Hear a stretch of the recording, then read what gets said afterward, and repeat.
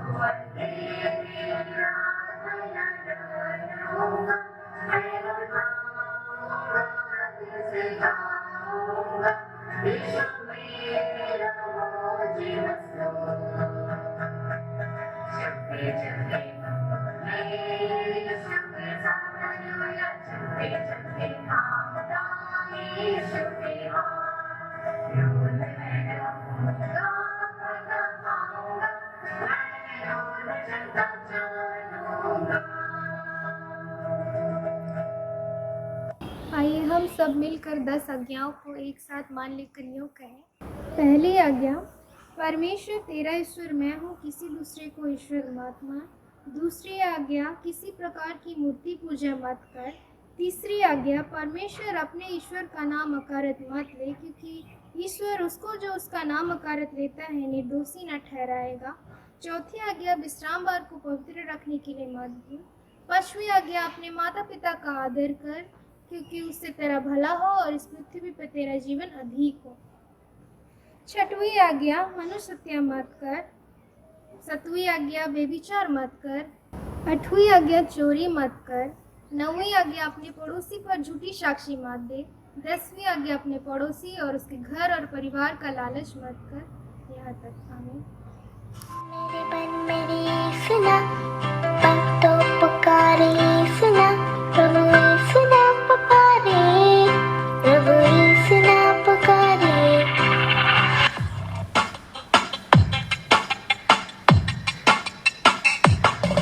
भजन मन मेरे सुना, मन तो पुकारे सुना, प्रभु सुना पुकारे, प्रभु सुना पुकारे। भजन मन मेरे सुना, मन तो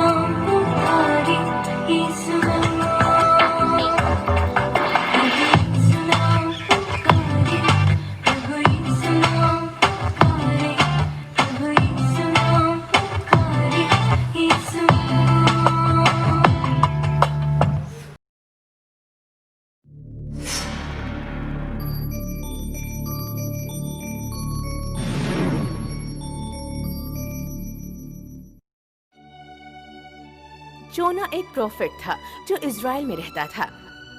असीरिया एक ताकतवर और क्रूर देश था जो इज़राइल का सबसे घातक दुश्मन भी था। निनेवे असीरिया का कैपिटल भी था।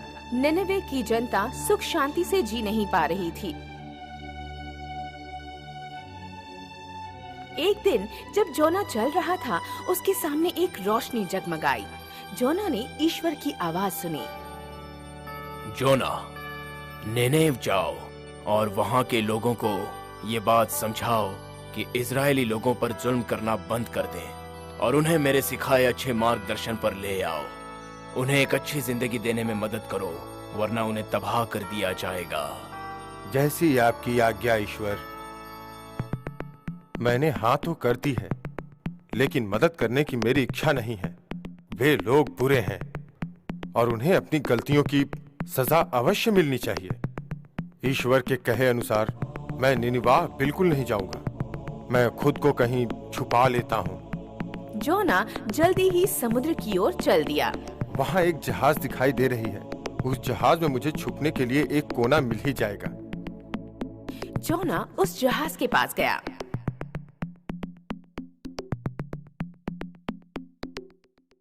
ये जहाज कहाँ जा रहा है? मेरे मित्र, ये पड़ोस के शहर जा रहा है। मैं तुम्हें मुंह मांगी कीमत दूंगा। मुझे बस जहाज में थोड़ी सी जगह चाहिए। ठीक है, आ जाओ।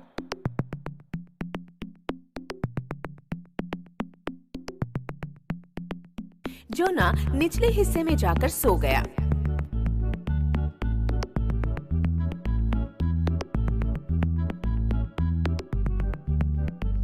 जैसे ही जहाज ने तट को छोड़ा, एक बहुत बड़ा तूफान आया और उसने जहाज को उलट-पलट कर दिया। भागो, इन गोनियों को समंदर में फेंक दो। अगर ऐसा नहीं किया तो हम डूब जाएंगे। चलो अंदर आ जाओ, डॉक पर खड़े मत रहो। सब लोगों को डर लगने लगा और भगदड़ सी मच गई। हे ईश्वर, हमें इस मुसीबत से बचाओ, इस संकट से बचाओ, हमें बचाओ। क्या सब लोग इकट्ठा हो चुके हैं? सब लोग एक साथ ईश्वर को पुकारो। जोना कहाँ है? कैप्टन जल्दी ही जोना के पास गए, जो अब भी सो रहा था। तुम सो कैसे सकते हो? उठ जाओ और ईश्वर से प्रार्थना करो। सिर्फ वही हमारी रक्षा कर सकते हैं। दूसरी तरफ ये बातें हो रही थी कि इस तूफान की वजह जोना है। उसने ही कुछ किया होगा, तभी तो ईश्वर हमसे नाराज हैं। जोना, तुमने क्या किया? क्यों ईश्वर तुम पर इतने नाराज हैं? अब हम इस तूफान को कैसे शांत करेंगे? मुझे ईश्वर पे भरोसा है, जो जन्नत में है, जिसने ये जमीन और समुद्र बनाया। मैं एक कार्य से दूर भाग रहा था जो ईश्वर ने मुझे सौंपा था। जो कुछ भी हो रहा है वो मेरी गलती है। मुझे समुद्र में फेंक दोगे तो ये सब ठीक हो जाएगा। देखो, हम तुम्हें जहाज से नहीं फेंकेंगे, कभी नहीं। तुम तूफान की चिंता मत करो, हम संभाल लेंगे। तूफान बढ़ता चला गया। मुझे फेंकने के अलावा और कोई चारा नहीं है। कृपया करके मुझे इस जहाज से बाहर फेंक दो। जो ये कह रहा है कर दो। कुछ लोगों ने जोना को उठाया और जहाज से बाहर फेंक दिया। तूफान अचानक से रुक गया और समुद्र भी शांत हो गया। उसने जो कहा वो सही था। वो ईश्वर पर विश्वास करता था, वो सुप्रीम था। वहाँ देखो, एक वेल जोना के पीछे है, बेचारा। कैप्टन और बाकी लोगों ने एक विशाल वेल को करीब आते देखा। जोना व्हील के अंदर 3 दिन और 3 रात तक रहा। मुझे नहीं पता कि मैं सूरज की रोशनी देख पाऊंगा या नहीं। जब जोना वेल के अंदर फंसा हुआ था, तब उसने बहुत प्रार्थना की। हे ईश्वर, मुझे माफ कर दीजिए, मैं भगोड़ा निकला। आपका बहुत शुक्रिया कि मैं अभी तक डूबा नहीं, बल्कि जिंदा हूँ। 3 दिन गुजर गए। सुनो, तुम अब जोना को बाहर निकाल सकते हो। ईश्वर के कहे अनुसार व्हील ने जोना को एक सूखी जमीन पर छोड़ दिया। जोना भी वेल के पेट से बाहर निकलकर बहुत खुश था। फिर दूसरी बार ईश्वर ने जोना को आदेश दिए। जोना, निनेव जाओ और वहाँ के लोगों को समझाओ कि वो इजरायली लोगों पर जुल्म उठाना बंद कर दें। इस बार जोना ने ईश्वर की बात मान ली और निनवे की तरफ निकल पड़ा। जब वो वहाँ पहुँचा, उसने अपनी पूरी दास्तान उन्हें बताई। मेरे पास आपके लिए ईश्वर का संदेश है। आपको अपने बुरे कार्य रोक देने चाहिए, वरना 40 दिनों में ये पूरा शहर नेस्तो नाबूद हो जाएगा। वे बहुत दयालु हैं। अगर आपने अपनी करने की क्षमा उनसे मांगी तो वे आपको माफ कर देंगे। चौंकाने वाली बात ये थी कि सब ने उसकी बात मानी और सब ईश्वर की प्रार्थना करने लगे। सभी ने अपने बुरे कर्मों की माफी मांगी। वो सबको प्यार करते हैं। वो आप लोगों से बहुत खुश हैं। वे आपके शहर को बर्बाद नहीं करेंगे क्योंकि आप लोगों ने अपनी गलती मान ली है। उनका आशीर्वाद सदैव तुम्हारे साथ है। आइए हम सब संडे स्कूल को अंत करते हुए प्रार्थना करेंगे। धन्यवाद धन्यवाद परमेश्वर पिता, बीते दिनों से लेकर आज तक आपने हमें सही सलामत रखा, सुरक्षित रखा पिता। हर एक मंडली, हर एक पेरिस के जितने भी क्रिश्चियन जीव फैमिली है पिता, उन सभी लोगों को आपने हमेशा विश्वास में रखा पिता। और आज इस महामारी के समय में पिता, हर कोई एकत्रित होकर ऑनलाइन सर्विस के जरिए आपके वचनों को सुन रहे हैं पिता। आपके वचनों के जरिए तृप्त हो रहे हैं पिता। उनकी आत्मा को आपकी वचन के रूप से उन्हें तृप्त हो रहे हैं पिता। इसमें आपको बहुत बहुत धन्यवाद देते हैं त्रिएक परमेश्वर पिता। आप इसी तरह हमें अगुवाही कीजिए हर एक अच्छे कामों के लिए पिता। जिस जिस कामों के लिए आप हमें इस जगत पे भेजे हैं पिता, और आप इस महामारी के समय में भी हमें सुरक्षित रखे हैं पिता, इसके लिए बहुत बहुत धन्यवाद देते हैं। संडे स्कूल के बच्चों को भी, जितने भी पेरिस, जितने भी मंडली में छोटे छोटे बच्चे हैं पिता, सबसे पहले तो उन्हें आपके हाथों में सौंपते हैं। आप उन्हें भी सुरक्षित रखिए पिता, उन्हें अगुवाई कीजिए। आने वाले दिन में जितने भी अच्छे काम होंगे पिता आपके लिए पिता, वो करेंगे, उनके परिवार के लिए करेंगे पिता। आपके नाम पर वो चले पिता, आपके दिखाए हुए रास्ते में वो लोग चले पिता। इसमें आप उनकी अगुवाई कीजिए। उसी तरह सारे पेरिस, सारे मंडली के लोगों और अधिकारियों, यहाँ तक कि पास्टर, सभी लोगों को आपके हाथों में सौंपते हैं। टीचर्स को आपके हाथों में सौंपते हैं। आप उन्हें अगुवाही कीजिए। आपके इस अगुवाही से पिता हम सब सफलता की ओर चले। अनेक प्रकार की दुर्घटना, विपत्ति, आपत्ति, इस महामारी से बचे रहें पिता।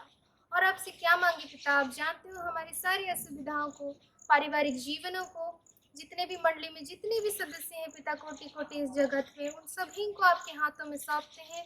सभी को विश्वास में रखिए पिता। सभी को जागरूक कीजिए पिता कि वो दिन जरूर आएगा जिसमें आप हमें फिर से दोबारा लेने आएंगे। उसके लिए सभी को मन फिराने की अगुवाही कीजिए कि वो मन फिराए और आपकी ओर चले पिता, आपके बनाए हुए रास्तों पे चले। इसमें पिता हम लोग ऑनलाइन सर्विस के जरिए जितने कोई विश्वासी हैं पिता, उन सभी को इस ऑनलाइन सर्विस के जरिए बहुत कुछ वचन सुनने मिले, गानों के जरिए आपकी महिमा होए पिता। इस छोट से प्रार्थना प्रभु श्री कृष्ण के नाम से मांगते हैं पिता। इस महामारी के समय में जितने भी आवश्यक लोग हैं, जिनको आपकी आशीष की ज़रूरत है, आपकी मदद की ज़रूरत है पिता, जो लोग आपकी पुकार कर रहे हैं पिता, आप उनके साथ हो लीजिए। इस जगत को, इस परिवार को, जो भी मसीही लोग हैं पिता, सारे लोगों को आपके हाथों में सौंपते हुए इस छोट से प्रार्थना प्रभु यीशु मसीह के नाम से मांगते हैं, आमीन। हे हमारे पिता, तू जो स्वर्ग में है, तेरा नाम पवित्र माना जावे, तेरा राज आवे, तेरी इच्छा जैसे स्वर्ग में से पृथ्वी पर भी होए। हमारे प्रतिदिन की रोटी आज हमको दे, और हमारे अपराधों को क्षमा कर जैसे हम अपने अपराधों को क्षमा करते हैं। और हमको परीक्षा में मत डाल, परंतु बुराई से बचाइए, क्योंकि राज्य, पराक्रम, महिमा सदा तेरे ही है, आमीन। प्रभु शांति अबे, शांति अबे, शांति अबे मुझे, तब मैं ज्योति दूंगा हर जगह समय, जब तू न आवेगा, जब तू न आवेगा। और हमारे प्रभु यीशु ख्रिस्ट की दया, ईश्वर का प्रेम, पवित्र आत्मा का मेल मिलाप हम सबों के साथ हो, आमीन।